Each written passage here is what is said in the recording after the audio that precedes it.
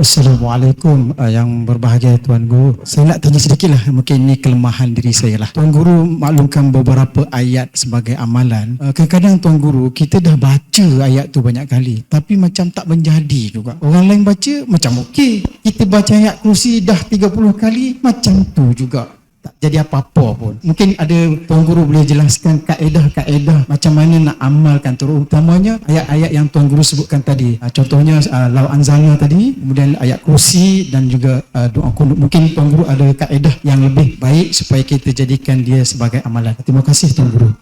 Begini ya, orang sufi, ulama tasawuf ni ada ajar pada kita satu ungkapan ni begini: apa ada masalah diselesai dengan syariat penat, apa ada masalah diselesai dengan syariat penat, bila diselesai dengan hakikat cepat rehat. Faham tak ni? Kita ada masalah, bila kita selesaikan dengan syariat tak berjaya, susah berjaya. Kalau selesaikan dengan hakikat maka mudah berjaya. Nabi Muhammad menghadapi masalah besar yang sukar nak diselesaikan, tentangan kaum Quraisy, sehingga Nabi teringat nak berpindah. Allah ajar Nabi selesai secara hakikat. Ayat 80 surah Isra. Bismillahirrahmanirrahim. Wa qur rabbi adkhilni mudkhala sidqin wa akhrijni mukhraja sidqin waj'al li min ladunka sultanan nasira. Jadi Nabi diajar oleh Allah supaya baca doa ini. Ini berarti Nabi diajar oleh Allah menyelesaikan masalah dakwah di Mekah itu dengan hakikat, serah pada Allah. Ya Allah, Engkau pilihkanlah tempat hijrah yang sebaik-baiknya, kerana Engkau Tuhan yang maha mengetahui, maha berkuasa, dan Engkau pilihkanlah saat dan waktu sebaik-baiknya untuk aku keluar daripada kota Mekah ini. Wa akhrijni mukhraja sidqin waj'al li min ladunka sultanan nasira. Ini sudah lengkap. Jadi kita ikutlah jejak langkah Nabi yang diajar oleh Allah Subhanahu wa taala. Kita rasakan kita tak ada daya, tak ada upaya. La haula wala quwata illa billahil aliyyil azim. Ada satu ayat dia dalam Quran. Bismillahirrahmanirrahim. Wa huwa ma'akum aina ma kuntum. Allah itu serta kamu di mana-mana pun kamu berada. Orang Nabi kata Allah di aras, jauh. Di ayat ini Allah tegaskan Allah itu serta kita di mana-mana pun kita berada. Kalau Allah di aras, macam mana serta kita? Jadi masalah ayat ini tuan-tuan menjadi masalah besar dari segi akidah. Ulama besar di Azhar pada abad 10 Hijriah mengadakan satu seminar khafili, satu malam, bahaskan apa maksud yang sebenar, macam mana kita nak fahami ayat ini. Allah serta kita di mana-mana pun kita berada. Wa huwa ma'akum aina ma kuntum. Dan Nabi ketika berada bersama Abu Bakar dalam gusur, Nabi pun ingatkan Abu Bakar seperti yang disebut dalam Quran, la takhzan innallaha ma'ana. Maknanya ini resi besar dari segi tauhid, dari segi akidah kita. Jadi kalau kita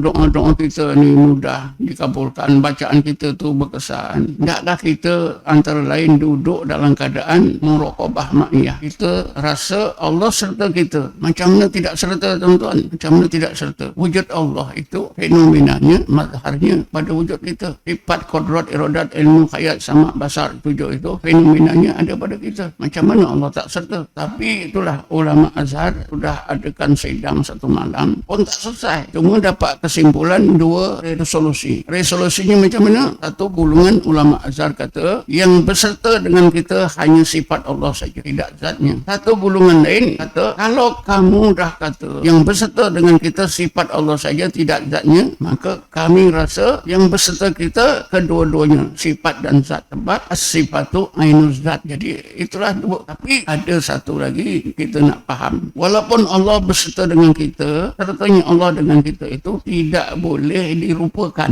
Dalam diri, ke luar diri, kiri, kanan, belakang, atas, bawah. Ini tak ada. Tak boleh. Pasal apa? Laisa kamislihi syai'un. Lam yakun lahu kufuwan ahad. Kita hanya yakin Allah serta kita dalam keadaan maha sucinya. Faham? Kalau kita rasa dalam diri kita syirik, di luar syirik, di belakang, kanan, bawah syirik, tak boleh. Macam mana nak itikadkan Allah serta kita dalam keadaan maha sucinya? Kerana Allah berfirman, laisa kamislihi syai'un lam yakun lahu wa lam yakun lahu kufuwan ahad. Habis. Di antara kaedah yang memudahkan bacaan kita dari berkesan, duduk dalam ma'iyah. Kan Allah berfirman, wallahu khalaqakum wa ma ta'malun. Allah menjadikan kamu, Allah menjadikan perbuatan kamu. Bila kita pandang perbuatan kita, hilang perbuatan Allah. Bila kita rasakan perbuatan Allah, hilang perbuatan kita. Itu yang berkesan. Gunakan tauhid. Tauhid apa? Uluhiyah dan rububiyah. Bila saya sebut uluhiyah rububiyah ni, jangan cepat-cepat, ini akidah Wahhabi. Akidah Wahhabi, tauhid uluhiyah rububiyah. So ada yang betul, tapi tafsirannya itu yang banyak salah. Asasnya betul. Kerana ahli sunnah pun gunakan uluhiyah rububiyah. Pasal apa? Kerana di dalam Quran, kalau kita semak, kalimah Allah itu didekatkan oleh Allah dengan dua sifatnya, ilahun dan rabbun. Ya, ayat 14 surah Taha. Bismillahirrahmanirrahim. Innani anallah. Innani anallah. La ilaha. La ilah. Kan Allah didekatkan dengan kalimah ilah. La ilaha illa ana. Fa in tawallaw faqul hasbiyallah. La ilaha illa huwa. Alaihi tawakkaltu wa huwa rabbul arsyil azim. Ulama yang telah buat penyidikan dapati kalimah Allah itu didekatkan oleh Allah dengan sifat ilah dan Rabb lebih kurang 1000 kali di dalam Quran.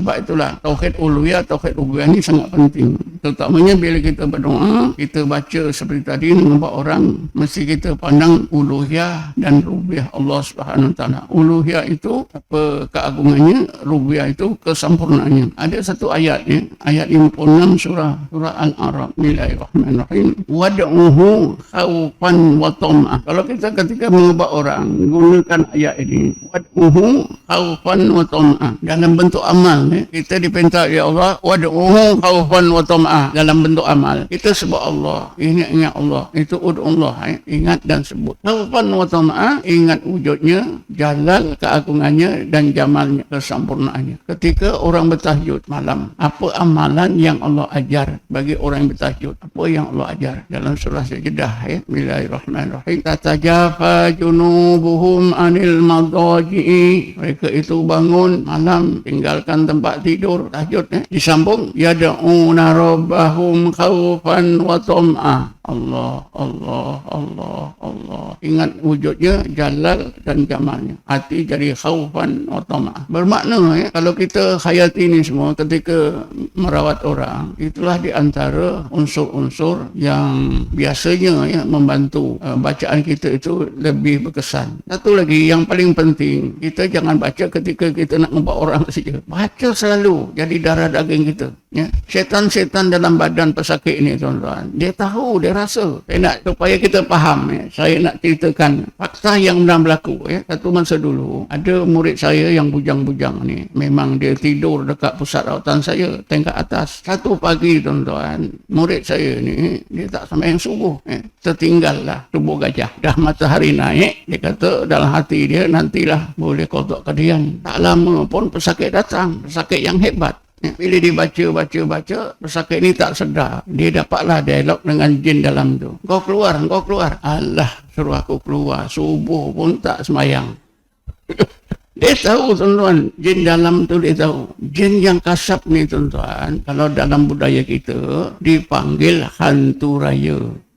Dalam Quran dipanggil ifrit. Siapa nak kasap, kawanlah dengan ifrit. Siapa yang kasapnya 24 jam, ada kemungkinan dia didampingi oleh ifrit. Kasap 24 jam. Sahabat-sahabat kasap tak? Sayyidina Umar ada kasap bila Allah kehendaki sebagai karamah. Masa dia menjadi khalifah, ketika dia baca khutbah jemaat, tiba-tiba dia nampak sepasukan tentera Islam yang sedang berperang dalam bahaya. Dia berhenti dari baca khutbah, dia meraung. Ya Sariyah al-Jabalah.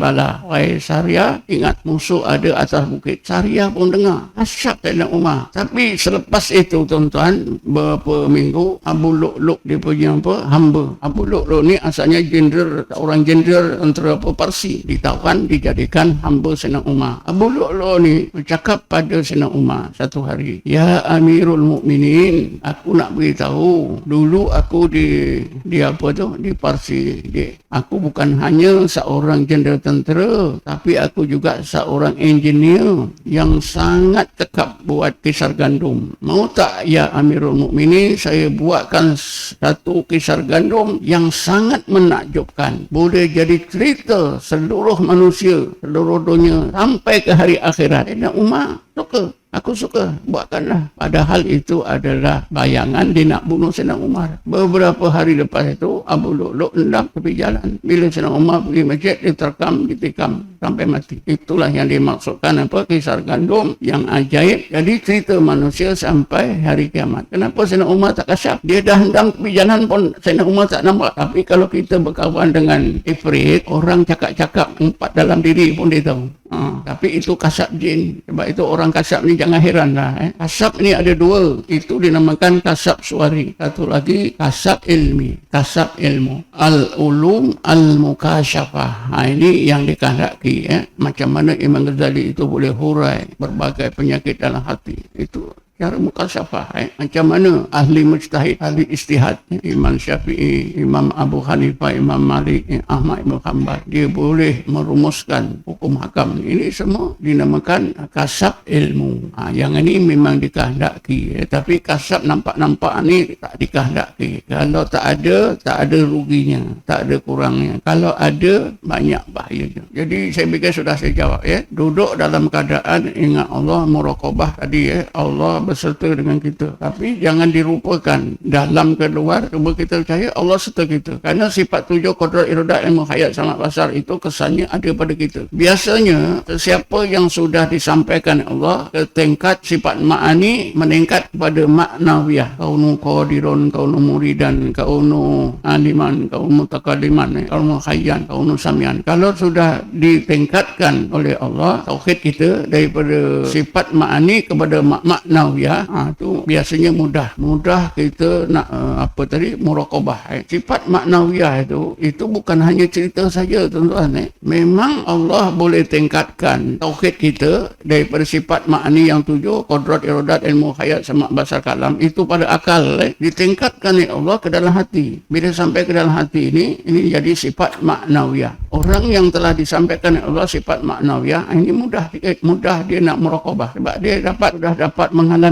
Bila sampai ke sifat maknawiyah, inilah yang Rasulullah kata, anta budallah ka'annaka tarahu fa idam takun tarahu fa innahu yaraka. Inilah maknanya bila kita sampai ke tingkat ihsan, barulah Allah tingkatkan sifat ma'ani yang 7 ke tingkat sifat maknawiyah yang 7. Kaunu qadirun, kaunu muridan, kaunu hayyan, kaunu samian, kaunu basirun, kaunu mutakalliman. Itu dalam hati. Ilmu dalam hati ini istilahnya ditukar daripada ilmu kepada makrifah. Ada akal, ilmu tauhid. Bila sampai ke dalam hati, maknawiyah dinamakan makrifah. Ilmu tauhid kita pelajari, tapi makrifah itu Allah yang meningkatkan. Allah yang memberi peluang kita seolah-olah melihat Allah. Itu Allah yang memberi. Kalau Allah beri kepada kita, baru kita dapat. Kalau tidak, tidak.